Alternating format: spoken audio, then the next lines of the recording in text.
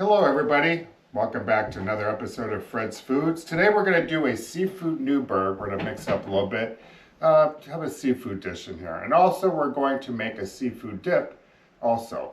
But right now we'll start with our seafood casserole. We'll come over here first.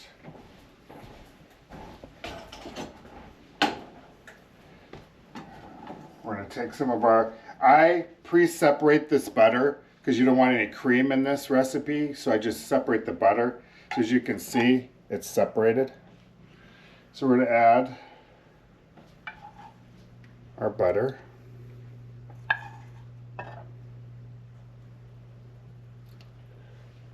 Okay, put that off to the side.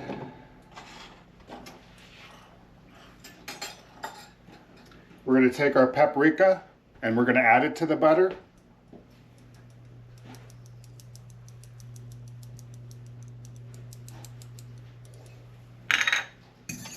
And we'll just mix that up really good.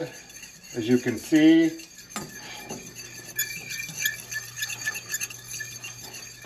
we'll get this to a little bit of a bubbly state, so it bubbles a little bit. That way the paprika dissolves as much as possible in here.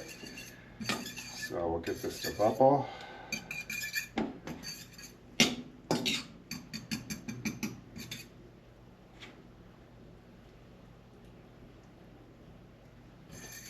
There, as you can see, it's starting to bubble a little bit. It's starting to dissolve really good. Okay. We'll take our lobster meat. I get the pre-cooked Langostino's lobster meat. So we're going to add that. We'll turn the heat down a little bit. We're going to add that to our butter and our paprika mixture. Stir that up good. Let it coat. You want your lobster meat to be coated with this paprika and butter mixture. See how it's absorbing it all?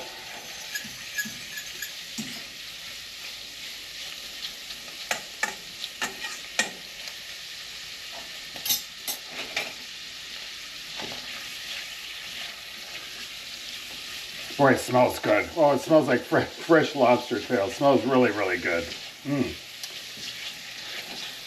Okay, so it looks like so. See how it's nice and coated really nicely? You want that little bit of a, well, butter makes everything taste better anyway, but you want that little bit of a coating on there. And like I said, the paprika gives a little bit of a color to it. So we're going to take this over to our baking dish. We'll spray this with some cooking spray, just so nothing sticks to the sides.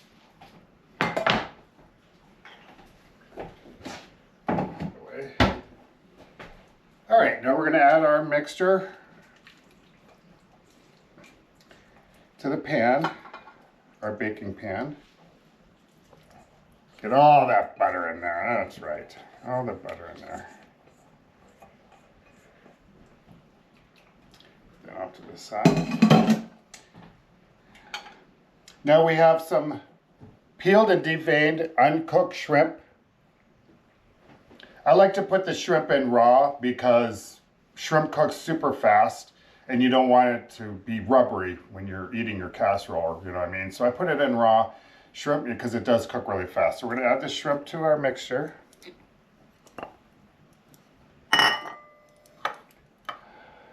There's the scallops. I partially cooked these because again, these will come out like rubber as well if you cook them too long. So these are just, I just put them in the oven for a couple minutes just to get them partially, so they're, you know, partially cooked a little bit. So we'll add that mixture, add that in there. And this is the fish. I use cod, haddock, whitefish, whatever you want to use. I pre-cooked this a little bit as well, you know what I mean? I'm using cod.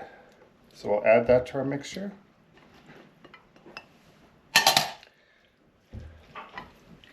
We'll stir that up good.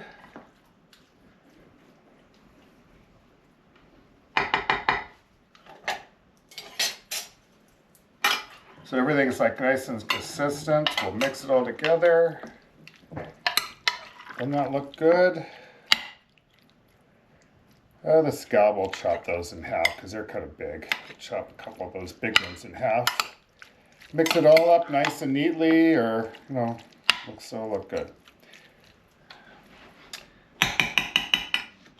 Okay, now we'll come over, there's a cream sauce we put over top of this, so we'll come over and make that real quick.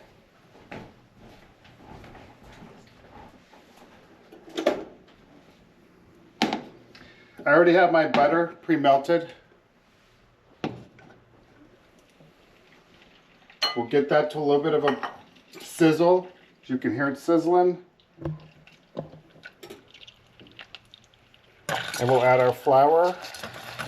Mix that up really good. Add a little bit of it at a time so it don't get all lumpy.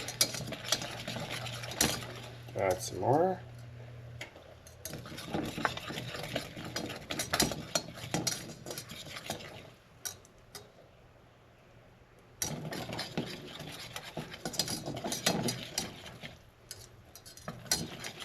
You want that to bubble a little bit. You get it to bubble a little bit. See how it's bubbling a little bit.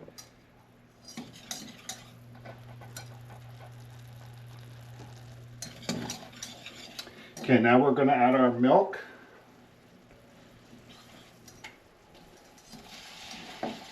Whisk that in really good.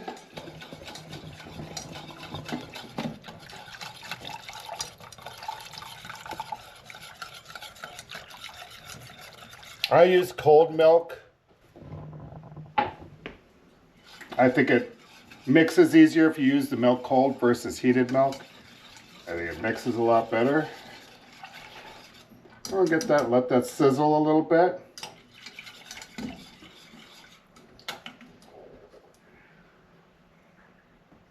We'll add our cooking wine. Don't worry guys, this is non-alcoholic, so you don't have to worry about it. It's cooking wine. So we'll put that, we'll add that. Not that there's anything wrong with the alcohol, but we'll get that mixed up. See, it's starting to thicken. You don't want this super, super thick to dump over the casserole because as it bakes, it's going to thicken up a little bit anyway. Oh, it smells really good.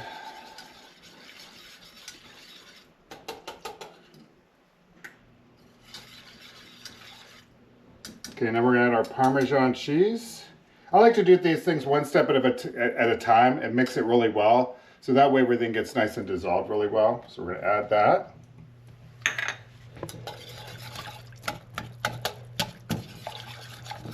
Mix that up really good.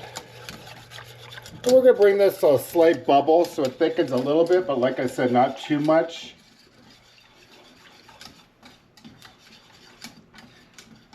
As you can see, it's starting to thicken up a little bit. The consistency is starting to thicken up a little bit. All right, I think that's ready. We'll take that over. Now we're going to dump this right on top of our casserole, right on top of it. I'm not going to mix it together. I like it to cook and seep in. I'm not going to sit there and stir it all together. I just like to dump it on top, like this.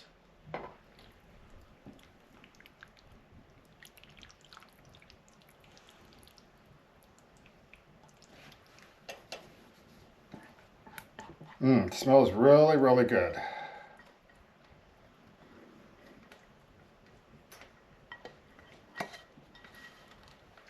Just the right amount. Perfect. That off to the side. Now we're going to take our breadcrumbs. We're going to sprinkle some breadcrumbs over the top. Like so. And then we're going to place this in the oven for about 30 to 40 minutes. Like I said, every oven's different. We'll check it at 30 and see what it looks like. Maybe 35 and see what it looks like. And okay, let's set it in the oven just like this. I have the oven preheated at 375. So we're going to put it in for, like I said, between 30 and 40 minutes. All right. Set our timer. Okay. We're back. It's been about 30 minutes. Let's see how it looks. We'll take it out. Now once we take it out, we're going to put it back in under broil and broil the top for a couple minutes just to brown the top. Make it look, looks nice and brown it a little bit. So let's check and see how it looks.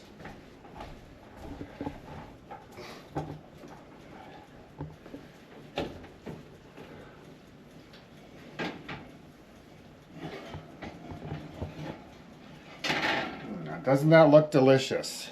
Mmm, amazing. Okay. Looks amazing. Looks wonderful.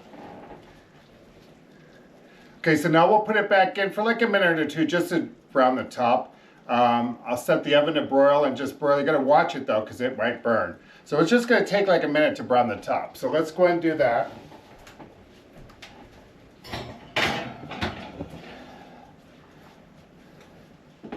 Okay, it's about 2 minutes or so. Like I said, everybody's oven and broiler is different. So we're gonna check on it now to see, because we just wanna get it nice and brown. So let's go see how it looks.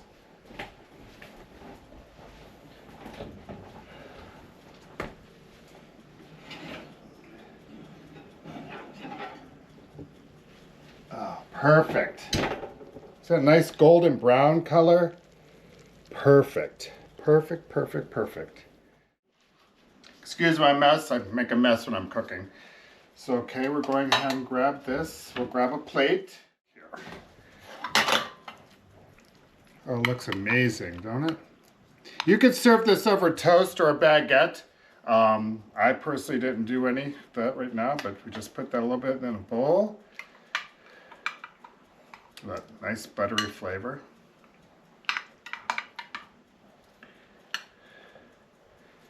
And there you have our seafood casserole, seafood Newburgh.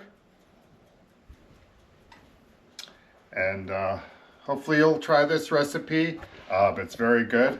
It's kind of like not really a stew. It's like in between. It's just a good combination. It's very delicious.